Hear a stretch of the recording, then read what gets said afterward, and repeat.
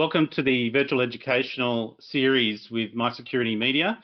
And this week we're with Malwarebytes and Pradeep Tyagi, the channel manager for the Asia Pacific region, and Sanjay, Kanesamoorthy, engineer for Australia and New Zealand. Gents, thanks for joining us. Thank you. Thank you, Good Chris. on you. Look, just a brief introduction for the audience as well. This session we'll have Sanjay sort of kicking off, and then we'll have Pradeep. And basically, Malwarebytes is coming on to the marketplace. We've already got some content for Malwarebytes on the marketplace, and I'll touch on that briefly. Pradeep and Sanjay, both with it, as you see from a channel manager's perspective and an engineer's perspective, will provide both the background as to why you need or why you would be looking at endpoint security and some of those threats there, and then Sanjay will dive into the actual sort of the challenges that malware presents, I suppose. And we've been running a number of stories on this from a range of different vendors, but obviously from case studies as well, and why this is a very important area. For those that are not familiar with the marketplace and how it will work, you would simply go to the marketplace, type in Malwarebytes, and a range of their content comes up, including this particular webinar. But we've also got the 2020 State of Malware report that Sanjay will walk through shortly. And we've also got the 2019 report from last year. And then there's a range of tactics type of white papers that Malwarebytes releases as well. We're also going to introduce Malwarebytes as a solution onto the marketplace, so you can start to have a look at their endpoint product suite and start to register your interest. And this particular session was titled User to the Enterprise, and that's something we liked about Malwarebytes, and something we try to have on the marketplace is both that user perspective, so as an end user, but then also for enterprise solutions, which is very important. So it's the full suite.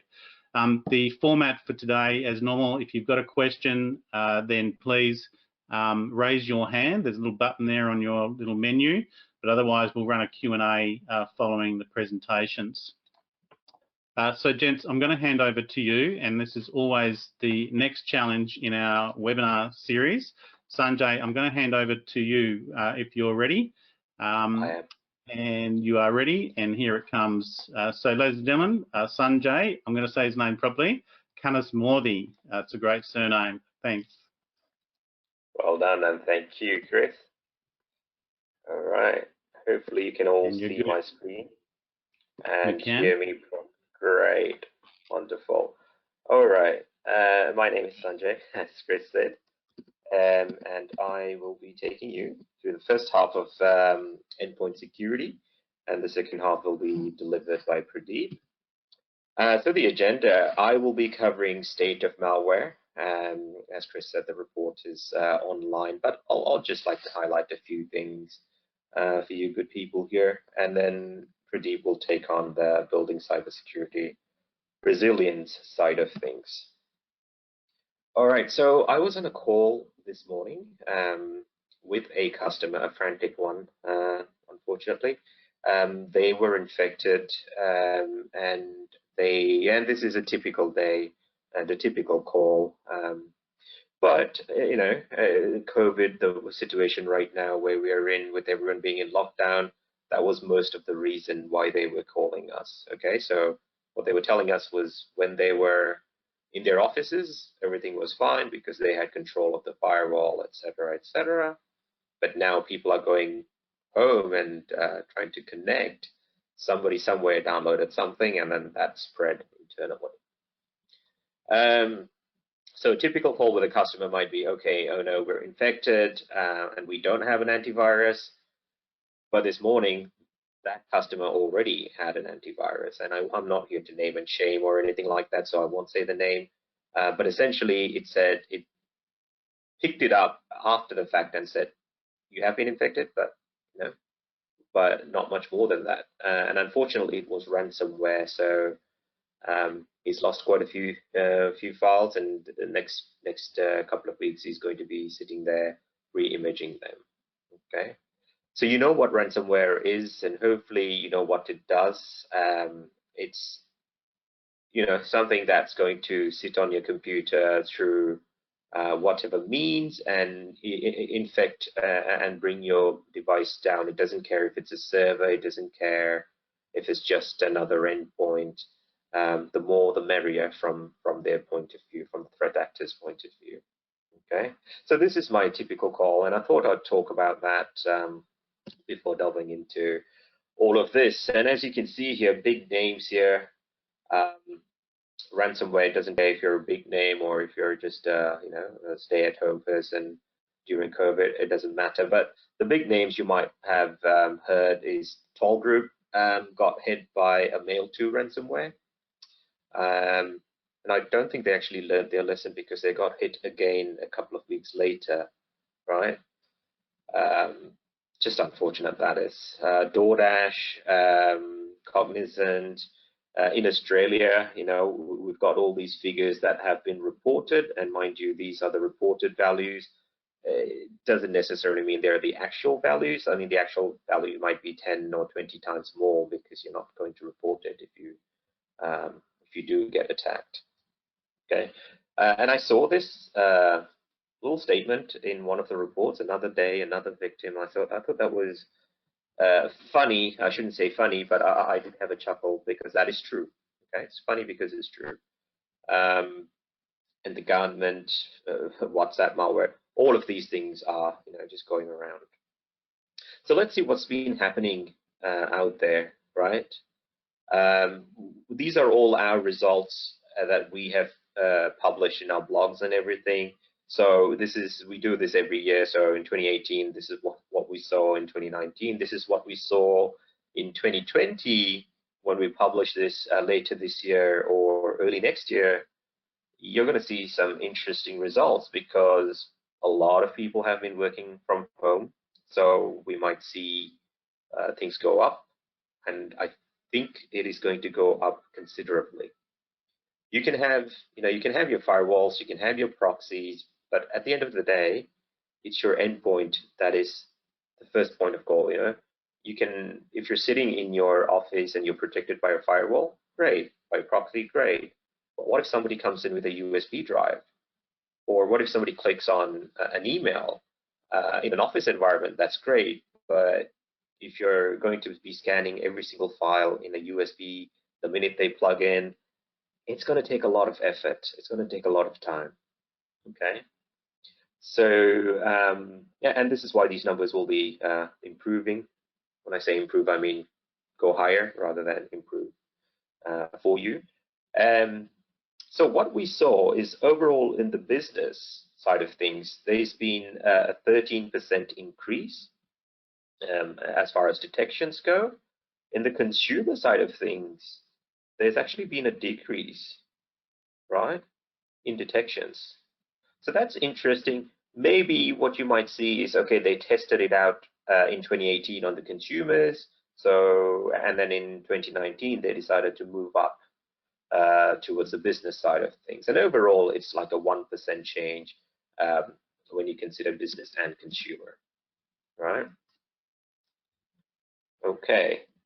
Another interesting thing we noticed is Macs have been getting a lot of detections. And this has really interested us because usually it's Windows, and I think everyone knows that. In 2018, we saw a bit. In 2019, it's more than doubled the detections, all right? And the detections aren't necessarily malware threats themselves. They're essentially pops-ups, potentially unwanted programs, a lot of adware, and basically unwanted programs and adware. So it's almost like they're setting the stage for a full-blown attack at some point later. These pups and adware, those things are generally the precursor to full-blown malware later down the track. And I think towards the end of 2019, if COVID didn't happen, I think you would have seen lots more malware detections. Now with COVID happening, who knows what's going to happen, right? Maybe Windows might come back to where it was before. Who knows? Sanjay, just a question on that. So a lot of that is adware, as you say. It's not necessarily malicious, but if it's working, if that code is working and getting through, it's then sort of weaponized after that. Is that kind of the modus operandi? Absolutely. So they themselves may not be particularly harmful. However, they could open backdoors. They could open. They could be keyloggers. They could be. So they pretend to tune up your Macs or whatever. But yeah, generally it's like a way to drop proper payload onto your system, and that's generally something you don't want happening in there. Right. So if you think about how Imitet operates, and we'll talk a bit about this later on, Imitet itself, the way it comes to your system is through a compromised machine. And once it's in your machine, it then wreaks havoc in the back end. So, okay, industry trends, what we've seen in education, there's a spike. Education, it's obviously seasonal. Universities and schools, etc., tend to close for a period of time. So there's a spike, during summer, for example, or just post-summer. And then other times you might see that not a lot of things are happening. So retail had a few spikes here and there. Services, they're generally your contracting and contractor work, those type of services. So that had a spike sort of late August side of things in the year. But you can see generally every industry's been busy, if you will. Okay. So regardless of which industry you're in, make sure you protect yourself one way or another, but don't always rely on just a firewall, for example. I'm not sure if you've heard of denial of service attacks. Easy to bring down a firewall, okay? And then what have you got left? Not a lot, unless you have an endpoint agent sitting on your machine protecting you. In 2019, once again, education, there was a spike, and then it kind of settled down a bit. Services had a bit more of a spike happening in there, and retail, you can see December, everyone's going crazy shopping. That's where you would see it. And then around the start of the year, you'd see a bit of a spike here and there as well. Okay. And also education, schools, universities, that's where, people have your BYODs happening, and they tend to bring their own things, and a lot of infections happening. That's also we get a lot of our telemetry from. If you see something there, we can push out that information. We can fill up our databases and send it to our paying customers. And then quickly going through these, what is the malware, or what's the threat that's actually affecting the services sector in 2018 versus 2019? 2018 we saw a lot of Imitet, and then in 2019 Imitet was still there, still top 5, but it kind of took a back seat. Okay, so new threat actors came up. In other sectors, in retail sector, WannaCrypt, TrickBot, Imitet, you can see in 2018 they were very prominent. What do we see in 2019? Pretty much the same thing in different order. Okay, except there's a DNS changer happening in there as well. So what you want is you want to be protected from if somebody clicks on a malicious link on your email, you want to be able to block things like that. Okay, so it's not just blocking malicious files, but you want to be protected from things like this as well. In the education sector, Imitet. Okay, if you don't know what Imitet is, I'll talk quickly about it later on, but do have a look at it. That is dangerous, and not a lot of vendors out there are protecting you from Imitet. Okay, it can easily pass through a firewall, let me tell you that. So yeah, education, Imitet's always there, and if we do this again next year, Imitet will still be up there. Okay, so looking at the geographic threat distribution, Singapore and Australia and New Zealand, look, there's been a bit of a difference, right? In Singapore, you see year on year, there was actually less.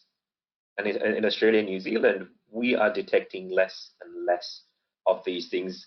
And you can guess, suppose you can think about this for a second and see that they could be because, okay, our detections are getting better, so we're stopping it before it actually comes onto our system. We're preempting it. So, for example, those emails, those command and control communications, we're blocking before the malware downloads. Maybe we're doing that. Or another interesting take on it is, it's not maybe we're doing that, we are doing that, but maybe that's helping it. The other interesting take on that is perhaps some of these actors have gone away and they've moved on to bigger and better things. And there are news or articles of these ransomware threat actors definitely making it rich, and they've just retired. Believe it or not, this does happen. Okay. And those are the smart ones, if you will. So when their programs are taken away, when they're no longer interested, you might see less detections. All right. So Imitet, you don't want this in there. You don't want this in any part of your organization or on your PC. It was originally a banking Trojan. Interestingly, what it does is it travels through an email or USB, if you will, and you download it accidentally or maliciously. However, you download a document. Then that document has malicious code to invoke a PowerShell command, which will then communicate out to a command and control site. Right, so this is actually from your computer talking up somewhere to the internet, and then it'll start downloading the actual payload, and then that's what's going to kill your machine. Okay, so what you want to be able to do is stop it any step of the way. You want to stop it there. That's probably the best way to do it. If not, try to stop it there. If not, try to stop it there or there.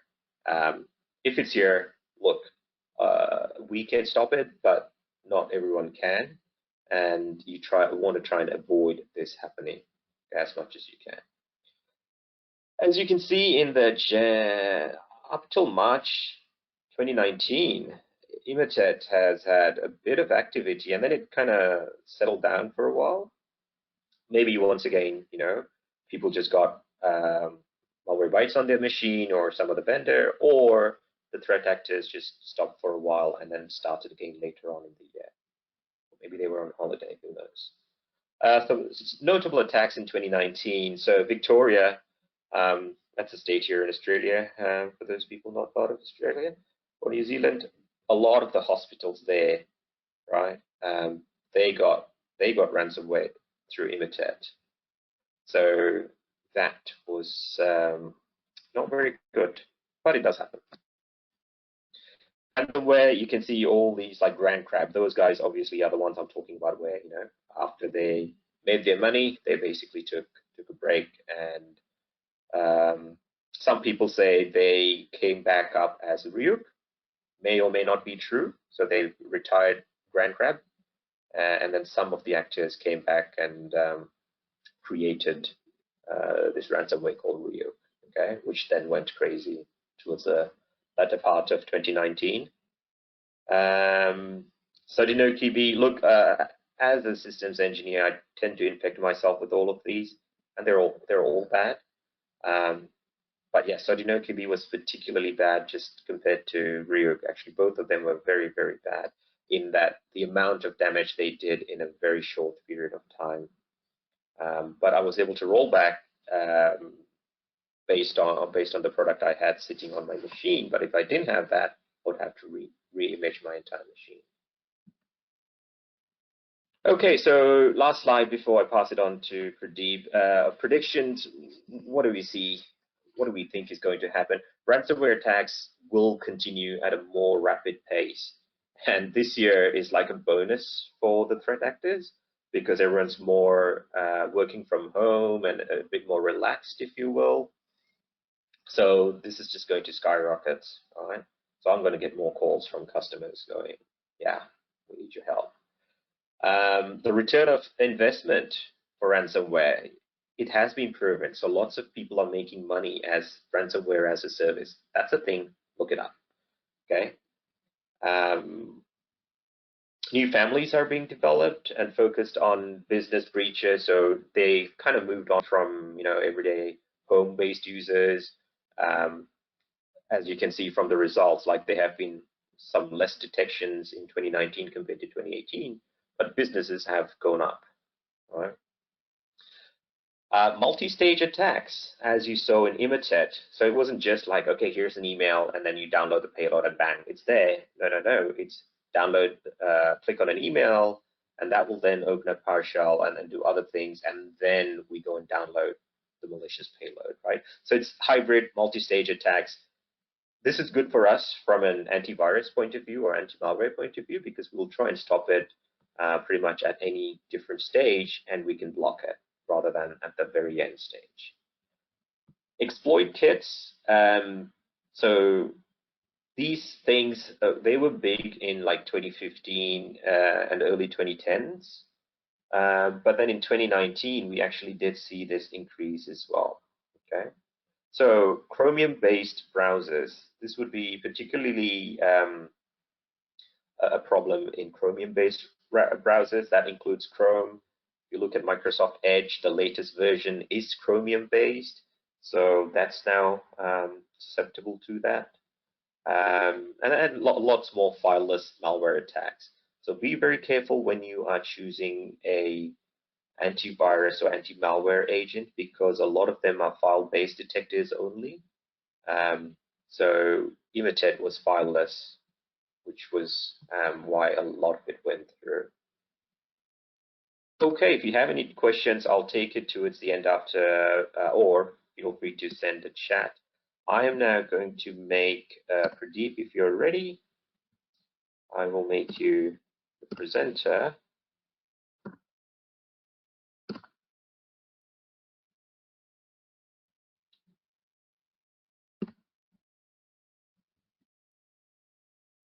Good work. Thank you. Thank you, Sanjay. So, look, I will talk about, Sanjay went through various type of malware and how they've been trending. I'll talk about that how as an organization, building cybersecurity resilience is probably the most important thing any organization needs to be looking at. And we're talking about resilience, which essentially I'll define a bit later, because the world has changed as we looked at different stats.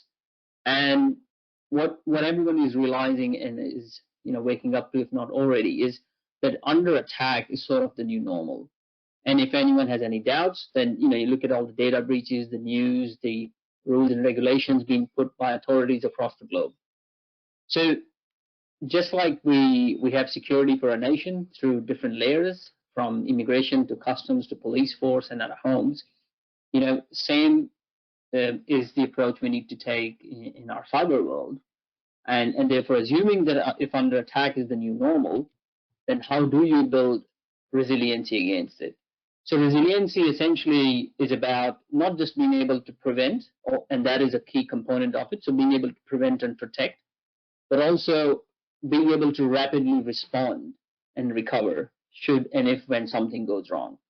And that's sort of the goal and the strategy that every organization needs to take, especially now the perimeters, as Sanjay said earlier, have dissolved. No longer people are behind just the corporate firewall. The attacks actually makes their way through a lot of times a phishing email delivered to a user's endpoint, which may be outside of corporate firewall, but goes in and out. So that's what we'll be focusing on. So a bit about Malwarebytes, and for those of you who may know us from the consumer side but may not be familiar with our business products, we'll go through that today. So we specialize in one thing, which is endpoint security. We've been doing that for over 12 years now.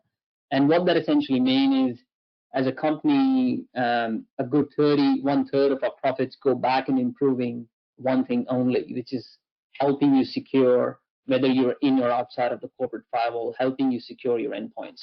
Basically, the security would travel with the device or with the user, wherever they might be. And we're really good at that because people have been using us on the home side, the free tool. So we completely replaced the traditional antivirus products that have been there for more than 30 years actually.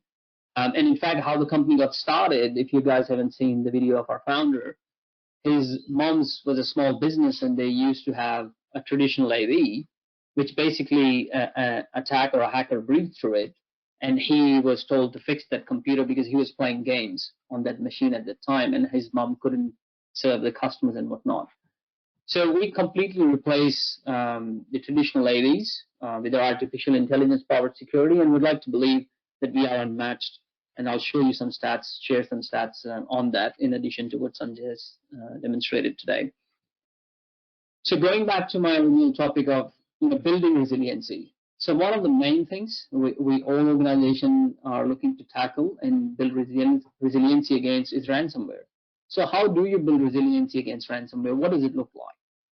So basically, if attacked, unfortunately by a ransomware, one of the things all organizations want to do is being able to recover that encrypted data, right? So the prevention and the protection layers didn't stop. You've been attacked. Now we're in the resiliency, respond, and recovery phase. You want to recover your encrypted data. You want to resume your operations as soon as possible because every day that you're down, you're suffering losses in not being able to serve customers, not being able to do delivery, not being able to invoice, and so on and so forth. And if attacked, you don't want to pay ransom. I mean, I know in some cases people have because they were not prepared, but ideally you don't want to pay ransom. So how can Malwarebytes help in that regard? So Malwarebytes technology has a feature built in. It's called Malwarebytes ransomware rollback. You can roll up to 72 hours and recover your encrypted files back. So basically, at one click, you can reverse all the damage. You can recover encrypted files at the click of a button. And I'll show you, we have a demonstration for you, which we'll show later today. And you can recover all of that without paying any ransom. So no ransom needs to be paid.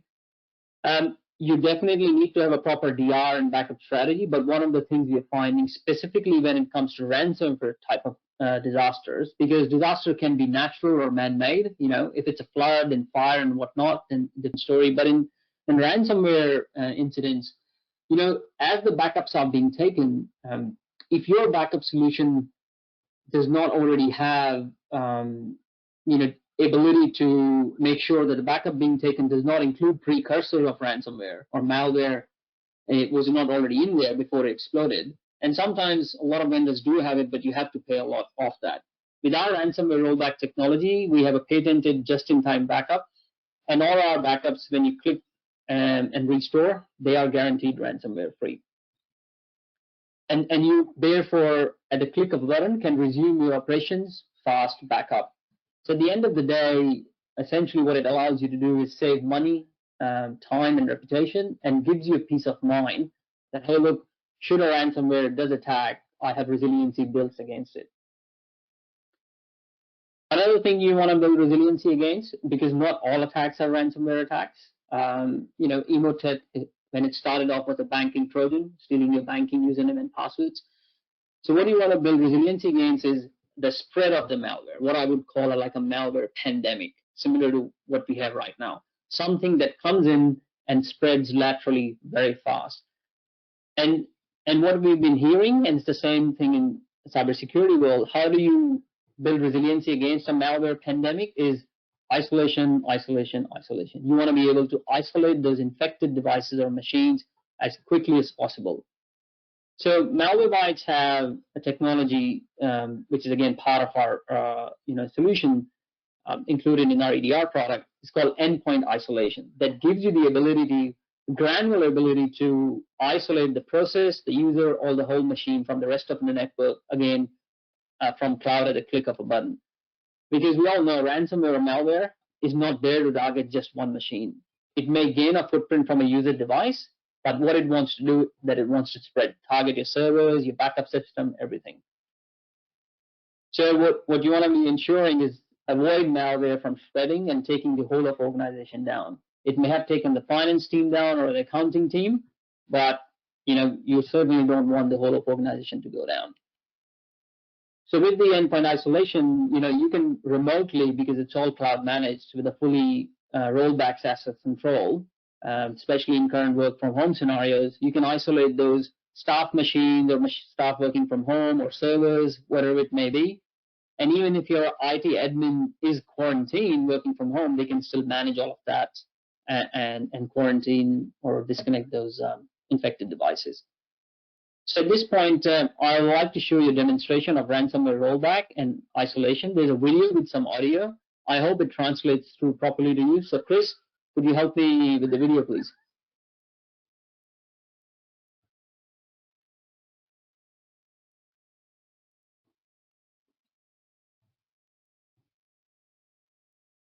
Okay. Just type in chat if it doesn't play or there's a problem, because it puts me on mute otherwise. All right, let's have a look. With Malwarebytes real-time protections turned off, we'll go ahead and launch ransomware on this machine, which will encrypt all of these files. Within seconds of launching this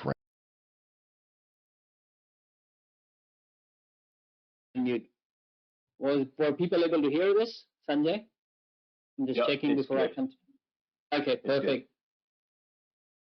So let me describe the screen, if you guys can still hear me. On the right-hand side of your screen, this is a Windows 10 endpoint, a Windows 10 machine, assuming a user's machine. On the right-hand side, you're seeing all the data. So the person has got documents, the files, the images, the videos. This is the data.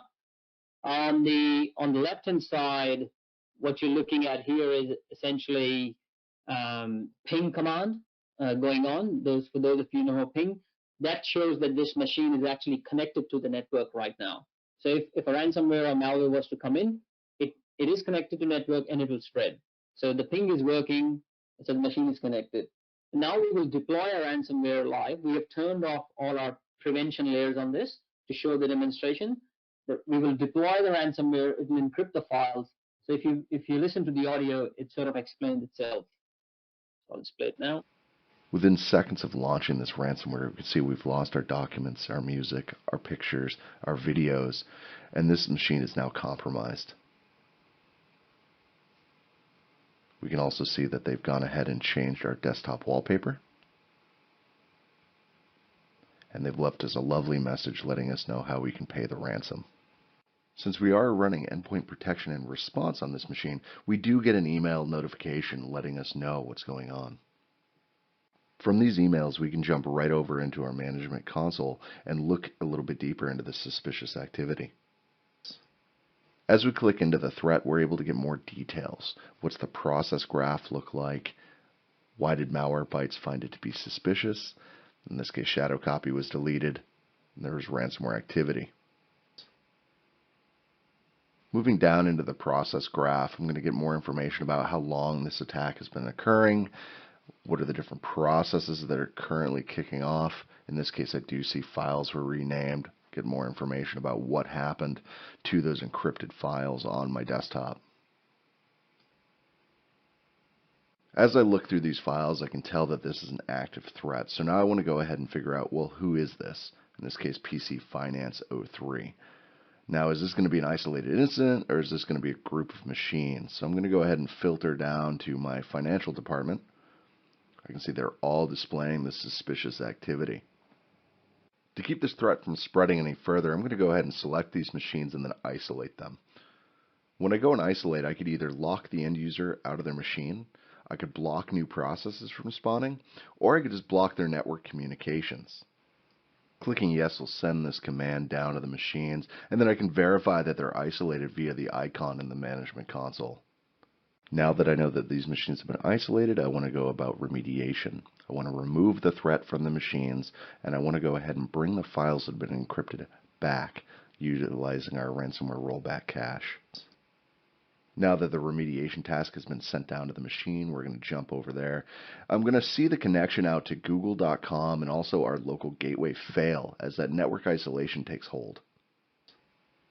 Now that this machine has been isolated from the rest of the network, we're going to see that remediation process take place. First, we'll remove the active component of the malware. You'll see this on the left. And then we're going to bring those files back from that local cache. We can keep those files for up to 72 hours. So you have 3 days to respond to an attack like this. I can see my files are coming back, my documents, and I can see that Malwarebytes has fully removed the threat and any components. So now I'm going to go grab those machines and remove the isolation, bringing them back on the network now that I know they're clean. Sending that command down from the console, I'm going to jump back over to my machine, and I'm going to see what would it look like from their perspective. So I should see an automatic restart occur. Bear with me as this machine restarts. And then when I log in, I'm going to be looking to make sure that everything's back to the way it should be. So as I log in here, first thing I'm going to go and notice is my desktop wallpaper. As I can see here, my desktop wallpaper is back to where it was before. Let's just verify that I still have my documents. Are my pictures still there? Yep. And let me double check my videos. Great.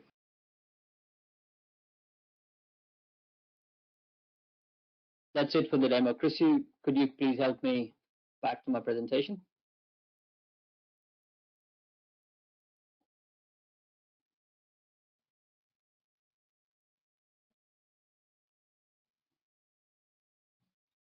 Perfect. Okay, so we just had a look at the demonstration of how the ransomware rollback and the machine isolation worked through the cloud.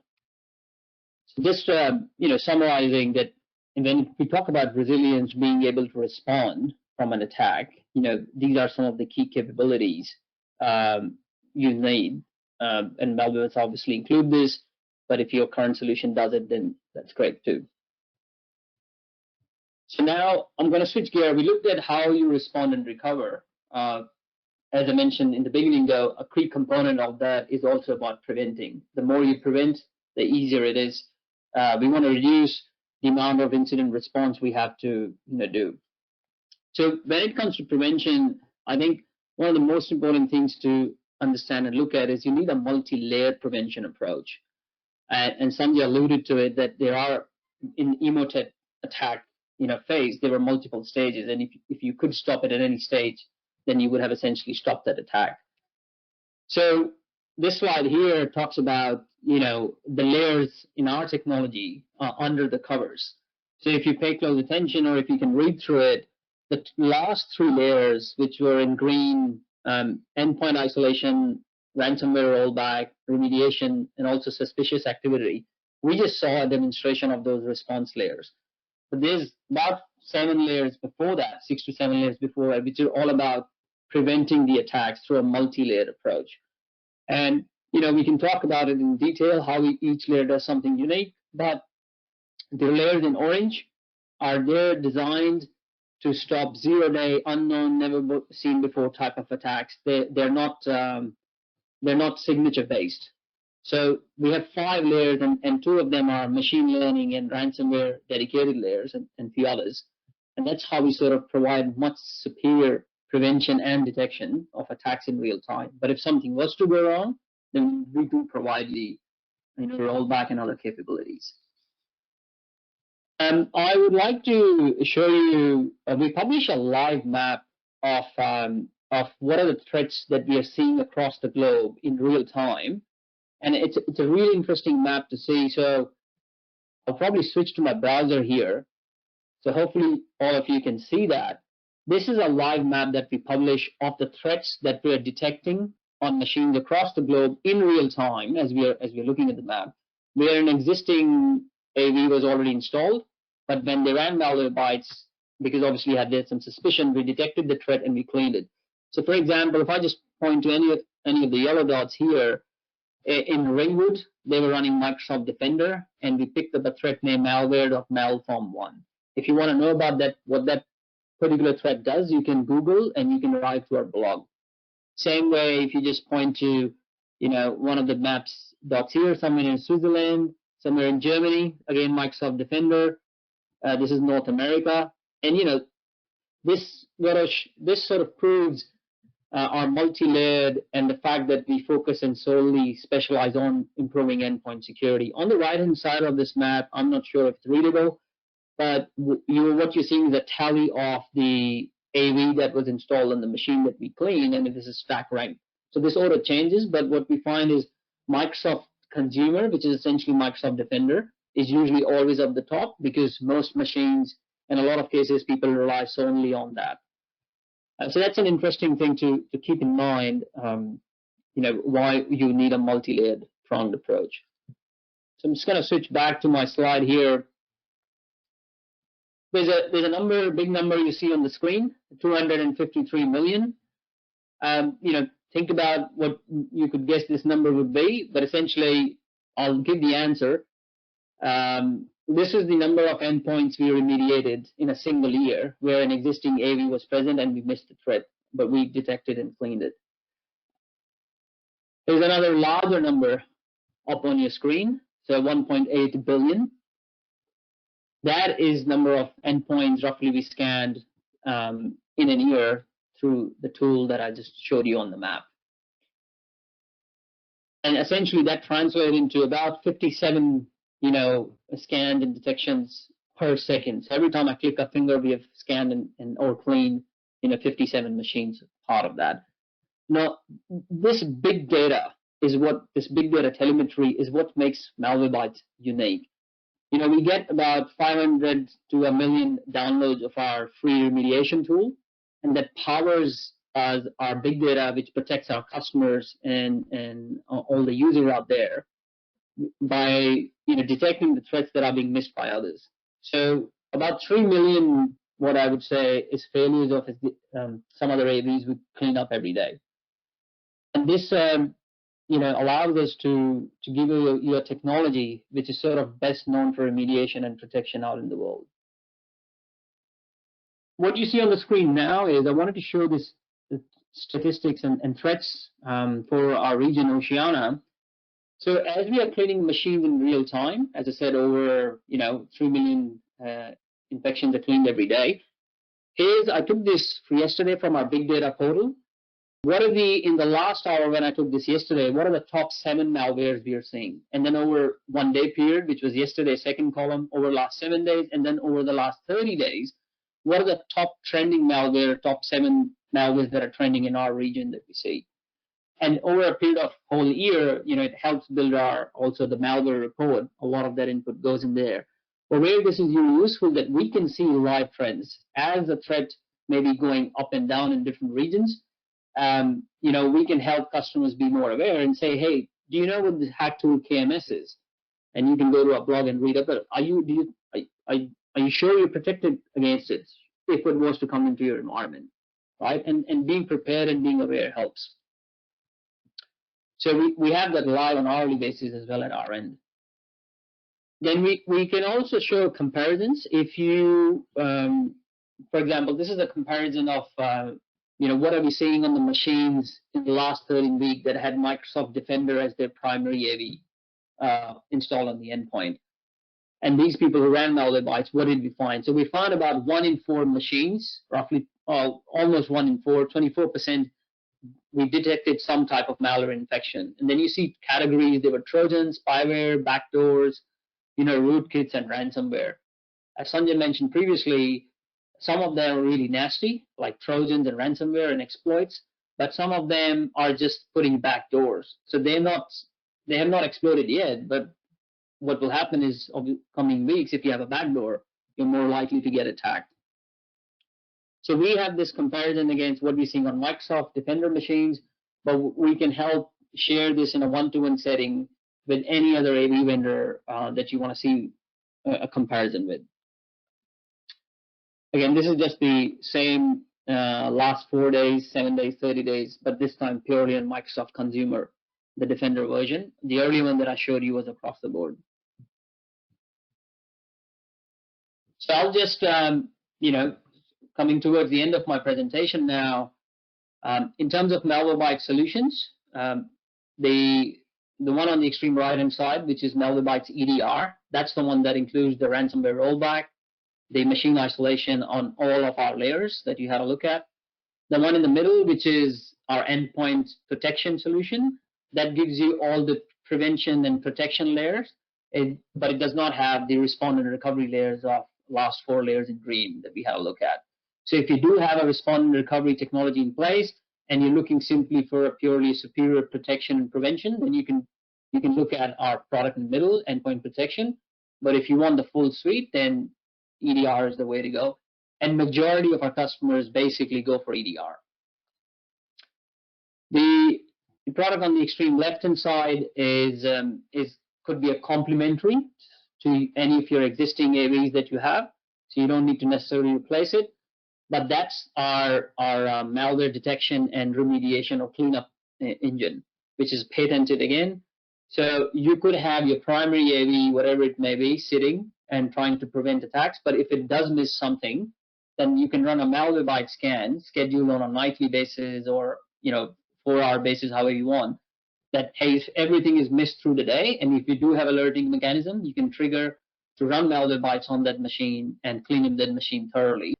Again, like I said, this sort of speaks to our strength on that we pick up threats that other AVs miss. So you can also have a complementary deployment, but generally that is meant actually for large enterprises.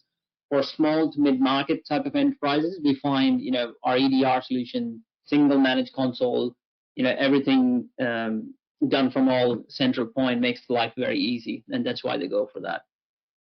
So you had a look at a screenshot in the demo before, but it's all about keeping it simple. So this is a screenshot of our cloud dashboard, and we can go through it at a later time for those of you who are interested.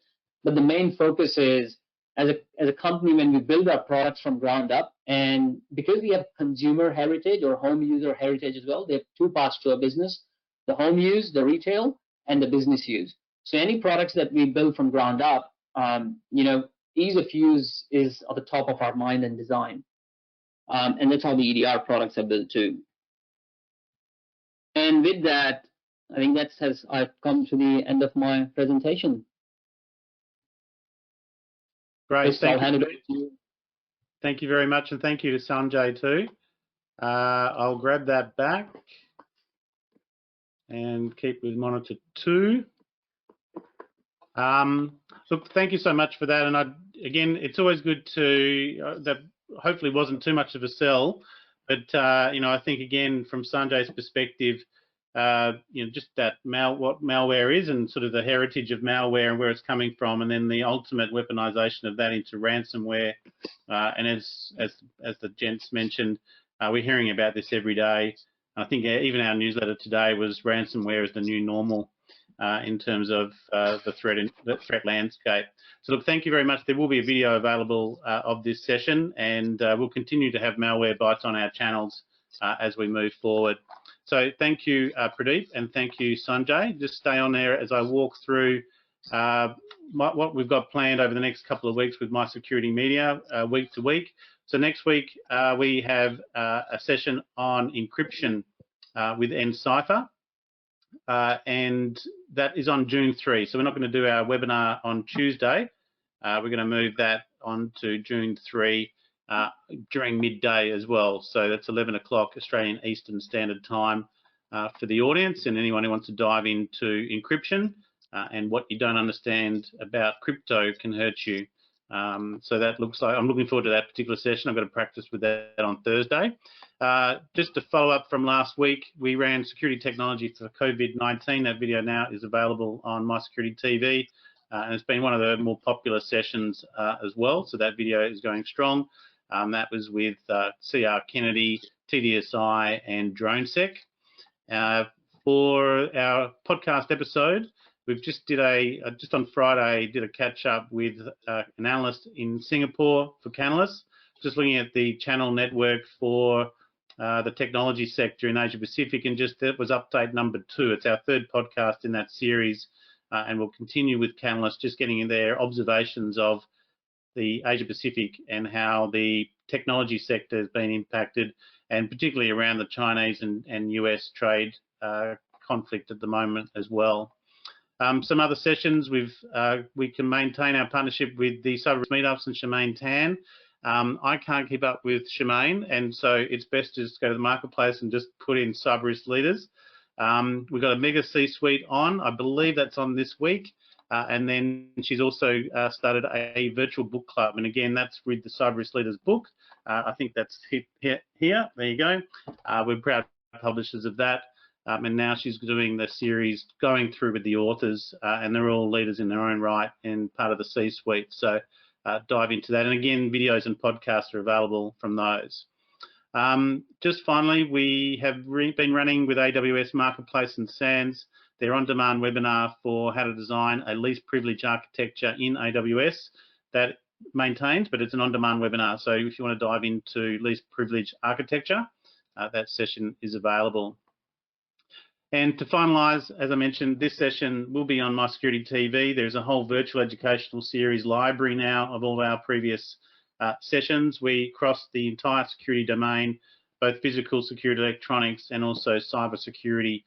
And we've even done some areas in criminology as well. So please stay in touch. We'll see you next week for our Encipher encryption webinar. And thank you again to Pradeep Tyagi and Sanjay Kanesamoorthy, both with Malwarebytes. Thank you very much for joining us on the virtual educational series.